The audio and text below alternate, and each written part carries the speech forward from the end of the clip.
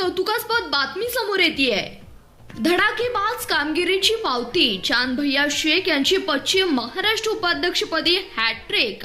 पत्रकारितेतील बुलंद आवाज चांद भैया शेख यांची अखिल भारतीय डिजिटल मीडिया संपादक पत्रकार संघटनेच्या पश्चिम महाराष्ट्र उपाध्यक्षपदी निवड करण्यात आली आहे। अखिल भारतीय डिजिटल मीडिया संपादक पत्रकार संघटनेच्या पश्चिम महाराष्ट्र उपाध्यक्षपदी सीबीएस न्यूज मराठीचे मुख्य संपादक माननीय चांद भैया शेख यांची सलग तिसऱ्यांदा निवड ही करण्यात आली आहे। आपल्या धारदार लेखणीने आणि सडेतोड पत्रकारितेने संपूर्ण महाराष्ट्रात ठसा उमटवणाऱ्या चांद भैया शेख यांच्या निवडीमुळे सांगोला तालुक्यासह पश्चिम महाराष्ट्रात आनंदाचं वातावरण आहे।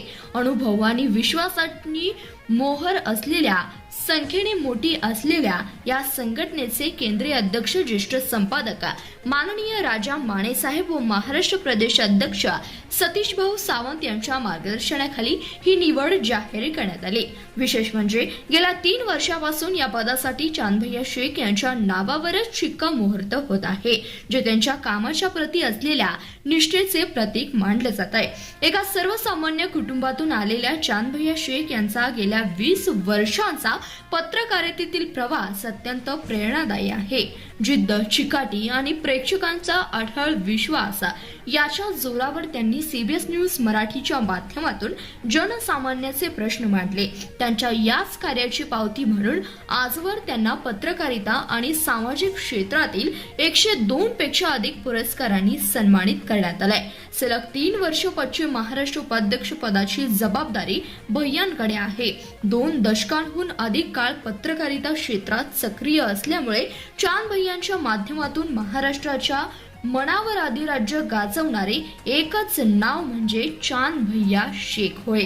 ही निवड माझ्या एकट्याची नसून माझ्यावर प्रेम करणाऱ्या प्रेक्षकांची आणि माझ्या सहकार्यांची आहे। डिजिटल मीडियाच्या माध्यमातून पत्रकारांचे प्रश्न सोडवण्यासाठी आणि अन्यायाला वाचा फोडण्यासाठी मी सदैव कटिबद्ध राहील, असे प्रतिपादन चांद भैया शेख नवनियुक्त पश्चिम महाराष्ट्र उपाध्यक्ष यांनी केलंय। या निवडीबद्दल राजकीय, सामाजिक आणि पत्रकारिता क्षेत्रातील दिग्गज व्यक्तींकडून त्यांच्यावर अभिनंदनाचा वर्षाव होत आहे। धन्यवाद। पाहत रहा सीबीएस न्यूज मराठी।